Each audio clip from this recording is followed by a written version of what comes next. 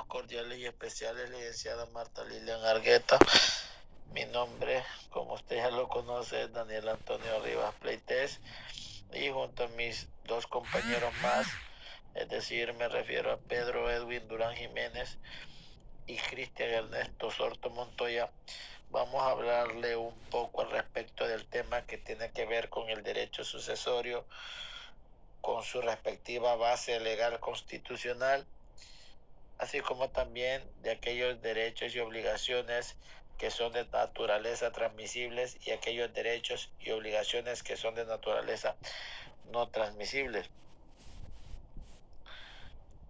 Ahora bien, es necesario establecer, ¿verdad?, muy claramente la idea de que por regla general todos los derechos son transmisibles, ¿verdad? Ahora, como toda regla general tiene su excepción, y por excepción no se transmiten ciertos derechos que considero que no se transmiten debido a su carácter personalísimo, ¿verdad? Es decir, que se extinguen por la muerte de su titular.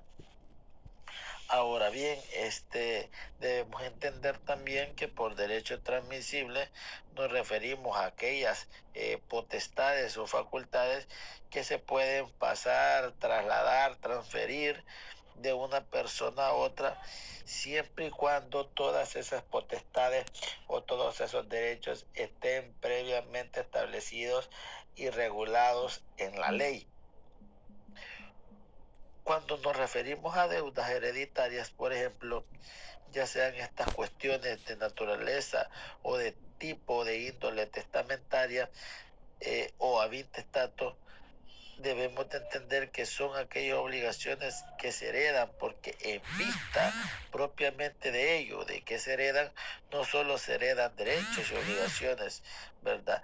Es decir, o no solo, mejor dicho, no solo se agregan derechos en este caso, sino que también obligaciones, es decir, de manera amplia y general, es decir, en conjunto, ¿verdad? Estos derechos y obligaciones, ya sea por testamento o por sucesión a intestato, de igual manera se heredan definitivamente. Entonces, tenemos que saber de que tanto los derechos como las obligaciones se heredan, derechos como el derecho a la sucesión, ¿verdad? Es un derecho que también tiene la persona que promueve en su momento las diligencias de aceptación de herencia, etcétera, ¿verdad? Entonces, esto es mi intervención.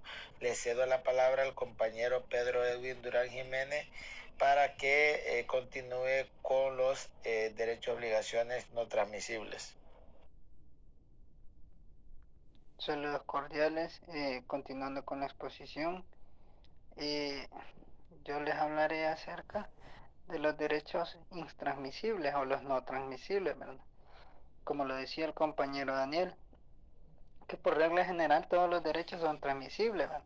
Por excepción no se transmiten ciertos derechos que, debido a su carácter personalísimo, se extingue por la muerte de su titular, ¿verdad?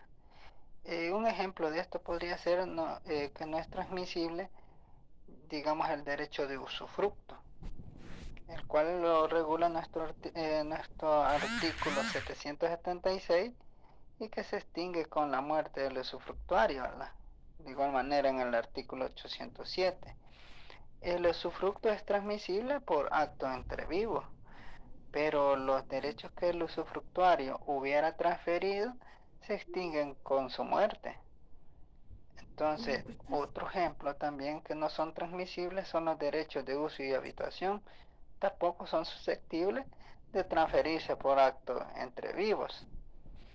De igual manera, no se transmite a los herederos la acción revocatoria de las donaciones, ¿verdad? Por causa de ingratitud, salvo que haya sido intestada en vida del donante, ¿verdad? Que el hecho ofensivo haya producido. Otro también es el mandato, termina para la muerte del mandante, ¿verdad? O del mandatario. Y se exceptúa el mandato destinado a ejecutarse después de la muerte del mandante. Y por último, otro ejemplo podría ser que no es intransmisible a los heredero el derecho de comodato para gozar de las cosas prestadas. De igual manera, las obligaciones intransmisibles asimismo son regularmente transmisibles, ¿verdad? Los herederos están obligados a solucionarlo porque se entiende que quien contrata lo hace para sí y para sus herederos. No son naturalmente transmisibles las obligaciones contraídas por los miembros de una corporación, en el caso previsto en el artículo 551, ¿verdad?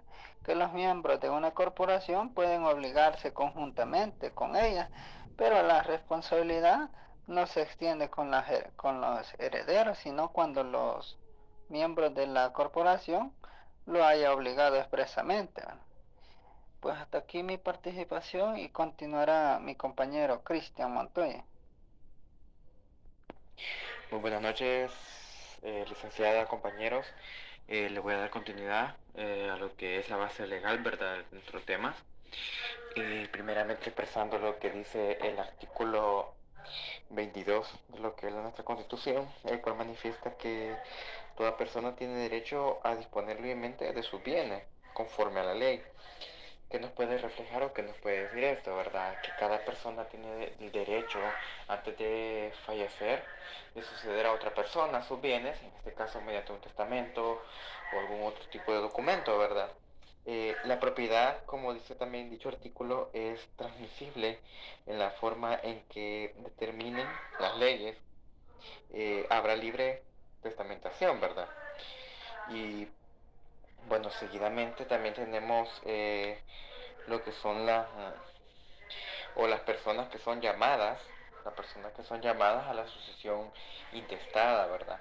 Esto lo podemos encontrar en el Código Civil, en el artículo 988, que, que primeramente nos manifiesta quiénes son los primeros llamados a la sucesión intestada.